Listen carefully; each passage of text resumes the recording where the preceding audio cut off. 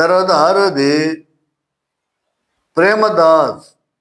ప్రేమదాస్ ఆరోది ప్రేమదాస్ అన్నమాట. శాంతినగరం తర్వాత స్థాపించినటువంటిది ప్రేమదాస్. ఈ ప్రేమదాస్ అంటే ఏమిటాయా అంటే మతి స్థిమితం లేని వాళ్లకు ఇక్కడ ఆదరణ లభిస్తుంది. మతి స్థిమితం లేనివాడు, మెంటల్గా డిస్టర్బ్ అయిన వాడు, డిజార్డ్, మతి స్థిమితం లేకోకుండా మరి తెలివి తక్కువతనంగా ఉండేటువంటి వారిని, ఈ మెంటల్ డిజార్డ్ అయినటువంటి వారికి ఇక్కడ ప్రేమదాస్ అనేది ఇక్కడ ఆదరణ లభిస్తుంది. ఇక్కడ భర్తలు మరణించిన స్త్రీలకు, భర్తలు విడిచిపెట్టిన స్త్రీలకు ఇది ఆశ్రయం కల్పిస్తుంది. చూడండి, కుటుంబాల్లో కలహాలు తగాదాలు రకరకాలుగా వచ్చి భార్యాభర్తలు విడిపోతూ ఉంటారు. విడిపోయి వీళ్ళు ఆలోచించి పిచ్చెక్కిపోయి వాళ్ళకి మెంటల్గా తయారైపోతారు. ఏం మాట్లాడతారో ఏం చేస్తారో తెలీదు. పిల్లలను వదిలేస్తారు, భార్యలను భర్తలను వదిలేసి, ఇటు భర్తలను వదిలేసినటువంటి భార్యలను వదిలేసినటువంటి భర్తలు కూడా వీళ్ళు మెంటల్గా తిరుగుతూ ఉన్నటువంటి వారిని చేరదీసి వాళ్ళకి ప్రేమదాస్ అనేటువంటి దానిలో ఆశ్రమం కల్పిస్తూ ఉంటారు. వీళ్ళకి తీసుకొచ్చి శుభ్రమైనటువంటి బట్టలు, స్నానం చేయటం, మరి బట్టలు ధరించడం, ఇవన్నీ కూడా నేర్పించి వాళ్ళకి ఒక పనిని కేటాయిస్తారు. వీళ్ళు ఎక్కువ ఆలోచన చేయకోకుండా చక్కగా పని చేసుకుంటాకి ఒక పనిని వీళ్ళకి అప్పగించేవాళ్ళు.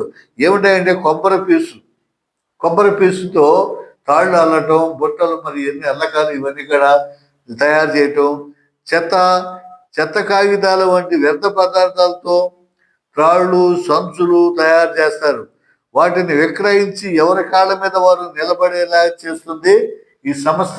ఎవరి కాదు స్వయం ఉపాధి, కుటీర పరిశ్రమలాగా బుట్టలు అల్లటం, త్రాళ్ళు పేనటం, ఇవన్నీ కూడా నేర్పించి అన్నీ వచ్చినటువంటి ఆదాయంతో వాళ్ళు బ్రతకడానికి మరి వచ్చేటట్లు చేసి వాళ్ళు స్వయం ప్రయోజకులైన తర్వాత వాళ్ళకి కావాలంటే వాళ్ళకి బంధువుల ఇళ్లకో వాళ్ళ ఇళ్లకో పంపించేయటం జరుగుతుంది. ఈలోపు వాళ్ళ భర్తలు కానీ భార్యలు కానీ ఎదుర్కొని వస్తే మరి వాళ్ళని చట్టబద్ధంగా వాళ్ళకి అప్పగించడం కూడా జరుగుతుంది. చేతి వృత్తులలో ఇక్కడ శిక్షణ ఇవ్వబడుతుంది.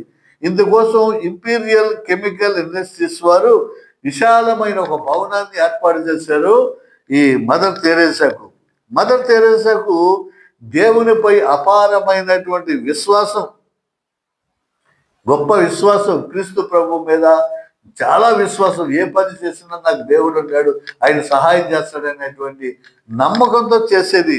అదేవిధంగా ఆమె కార్యక్రమాలన్నీ కూడా జరుగుతూ ఉండేవి. అన్ని కార్యక్రమాలు క్రీస్తు దేవుడే చూసుకుంటాడు అని ఆమె నమ్మకం. కుర్చీలు, బల్లలు లేకుండా కేవలం 5 రూపాయలతో పాఠశాల ప్రారంభిస్తే ఉదారుల సాయం వల్ల కావలసినవన్నీ దేవుడే సమకూర్చాడు. చూసారా, మొట్టమొదటి పాఠశాల స్థాపించినప్పుడు చేతిలో ఒక 5 రూపాయలే ఉన్నాయి. ఆ 5 రూపాయలతోనే ఇసుకలో కూర్చోబెట్టి నీళ్లు చల్లి పిల్లలకి బలపాలు, మరి పలకలు లేకపోయినా కూర్చుంటే కుర్చీలు లేకపోయినా కానీ పాఠశాల స్థాపించి చదువు విద్యా బుద్ధులు నేర్పిస్తూ ఉంటుంటే చుట్టుపక్కల వారి కూడా ముక్కు మీద వేసుకుని ఆమె చేస్తున్నది మనం ఎందుకు చేయలేమని చెప్పేసి మనం చేయలేకపోయినా మనం ఆమెకి సహాయం చేద్దాం అనేటువంటి ఉదార స్వభావాలు ఎంతో మంది ఆవిడకి కావాల్సినటువంటి వసతులు, కుర్చీలు, బల్లలు ఇవన్నీ కూడా ఏర్పడి రాను రాను గొప్ప పాఠశాలగా మరి తీర్చిదిద్దబడాయంటే అది క్రీస్తు ప్రభు చేసినటువంటి గొప్ప సహాయముగానే ఆవిడ భావించేది. మరి మందుల షాపుల వాళ్ళు ఉచితంగా మందులు సరఫరా చేస్తున్నారు. మరి అక్కడ ఉన్నటువంటి రోగులకి, పిల్లలకి, మరి ఆ కుష్టి రోగం కానీ ఇంకా వృద్ధాప్యంలో ఉన్నటువంటి వారికి వచ్చేటువంటి బీపీ, షుగరు ఇలాంటి రోగాలకు కానీ మరి మందులు కొనాలంటే బోళ్ళంత డబ్బు అయిపోతుంది. కాబట్టి ఉచితంగానే మందుల షాపుల వాళ్ళు వచ్చి వీళ్ళకి మందులు సమకూర్చేవారు. కొందరు రొట్టెలు ఇచ్చేవాళ్ళు, కొందరు బిస్కెట్లు ఇచ్చేవాళ్ళు, కొంతమంది దుప్పట్లు ఇచ్చేవారు, మరి కొందరు డబ్బు, ధనం, ఇలా ఎంతో మంది సహాయపడి మదర్ తెరేసా కృషిని సఫలీకృతం చేస్తూ ఉన్నారంటే మరి దేవుని యొక్క గొప్ప సహాయము, కనికరము. మరి పోపు పాలు ఆమెకు కారు దానం చేశాడు, తన సొంత కారు ఇచ్చేసాడు పోపు గారు. ఇవిడు చేస్తున్నటువంటి సేవను గమనించి తిరగటానికి అమ్మో ఎక్కడికన్నా వెళ్ళాలంటే నా కారులో ఇల్లు, పుణ్యత్మురాలా, ధన్యురాలా అని చెప్పేసి పోపు గారు ఆవిడ కారు ఇస్తే ఆవిడ ఏం చేసిందో తెలుసా, ఆ కారుని కూడా అమ్మేసింది. ఆ కారుని కూడా లాటరీ పెట్టేసింది. లాటరీలో 4,50,000 టికెట్లు అమ్ముడుపోయాయి లాటరీ పెడితే.